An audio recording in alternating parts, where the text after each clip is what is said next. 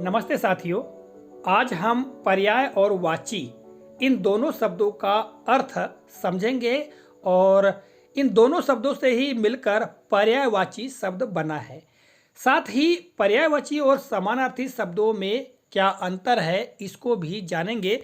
साथियों, देखने में अक्सर आता है कि पर्यायवाची और समानार्थी शब्दों में अंतर स्पष्ट नहीं हो पाता और कई बार भ्रम की स्थिति बनी रहती है। तो इस वीडियो में हम इसी भ्रम को दूर करने का प्रयास करेंगे।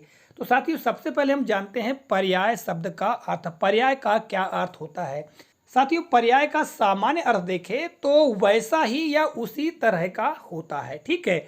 और देखिएगा, परस्पर संबंध की दृष्टि से ऐसे शब्द जो सामान्यतः किसी एक ही वस्तु, बात यानी विचार या भाव की जानकारी देते हों तो वे आपस में एक दूसरे के पर्याय होते हैं।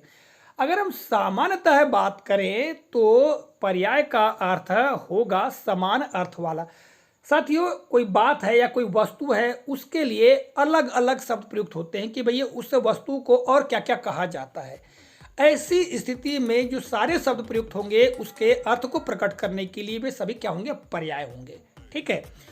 और पर्याय का अब हम दूसरा अर्थ देखते हैं साथियों। इसका दूसरा अर्थ होता है क्रम या सिलसिला। ठीक है। इसको पर्याय को क्रम या सिलसिला भी कहते हैं। किंतु भाषा में शब्द के प्रकार की दृष्टि से देखें तो ऐसे शब्द जो एक ही अर्थ को यानी कोई एक अर्थ को प्रकट करने के लिए समूह में क्रमशः प्रयुक्त होते हों तो वे सभी शब्द आपस में पर्याय होते हैं। आगे हम अभी इसको उदाहरण से भी समझेंगे। ठीक है। अब हम बात करते हैं वाची शब्द की। तो साथियों, वाची जो शब्द है यह वाचक शब्द से बना है। ठीक है। और वाचक शब्द का हम अगर अर्थ देखें तो इसका कई अर्थ है, जैसे कि कहने वाला, बोलने वाला, बताने वाला, सूचक, बोधक, पढ़कर सुनाने वाला इत्यादि कई अर्थ होते हैं। ठीक है।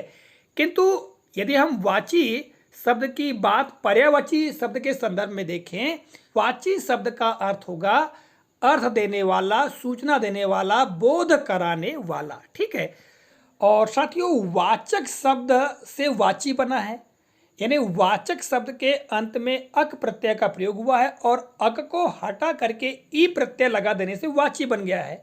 और वाची का अर्थ भी होता है बोध कराने वाला या जानकारी देने वाला। इस तरह से अगर हम पर्यायवाची शब्द का अर्थ देखें तो ऐसे शब्द जो किसी भाव, विचार या वस्तु की जानकारी देने के लिए, उसका बोध कराने के लिए प्रयुक्त होते हों वे पर्यायवाची कहलाते हैं। ठीक है। तो ये हो गया पर्यायवाची।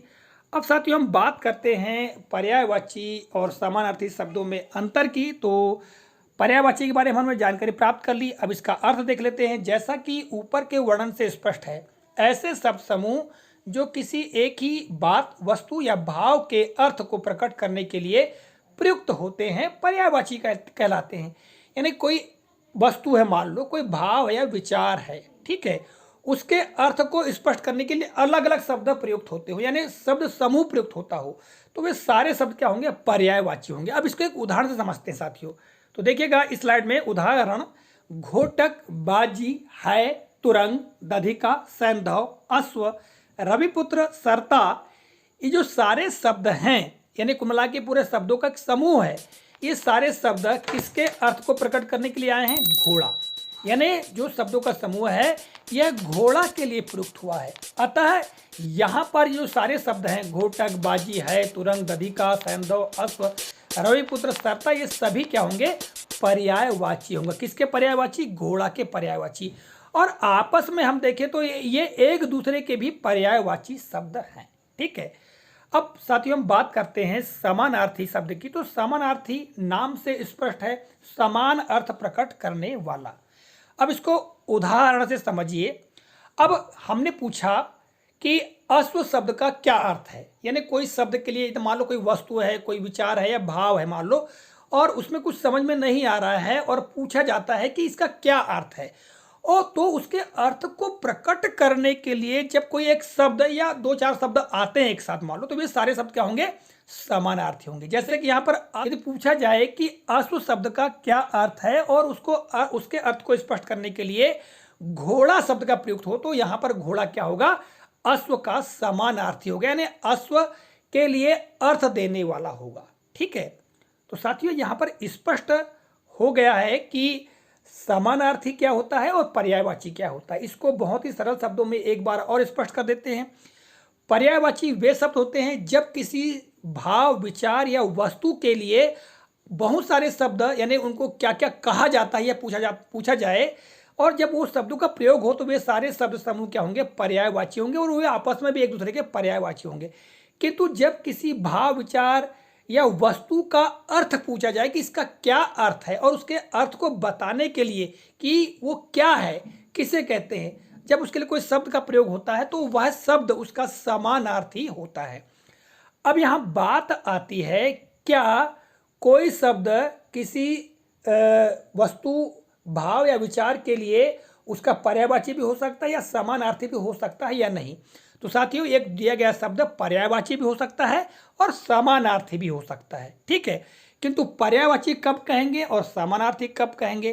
तो पर्यायवाची तब कहेंगे जब किसी भाव, विचार या वस्तु के लिए बहुत सारे शब्दों का प्रयोग हो, यानी उस वस्तु को क्या क्या कहा जाता है और क्या क्या कहा जाता है यह बताने के लिए जब बहुत सारे शब्दों का प्रयोग होगा। जैसा कि मैंने अभी आपको बताया यहाँ पर कि घोटक, बाजी है, तुरंग, दधिका, सैंधव, अश्व, रविपुत्र, सरता, ये सभी घोड़ा को कहा जाता है, इसको बताने के लिए प्रयुक्त हुआ। तो यहाँ पर क्या हो जाएगा, ये सारे क्या हो जाएंगे, पर्यायवाची हो जाएंगे। किंतु यदि ये पूछा जाए कि अश्व को क्या कहा जाता है और उसके लिए एक शब्द का प्रयोग करेंगे, अश्व के लिए घोड़ा, अश्व को घोड़ा कहा जाता है, या तुरंग का क्या अर्थ है, और बताया जाएगा तुरंग का अर्थ घोड़ा है, तब साथियों यहाँ पर घोड़ा शब्द क्या हो जाएगा, समानार्थी हो जाएगा, यानी उसका अर्थ प्रदान करने वाला हो जाएगा।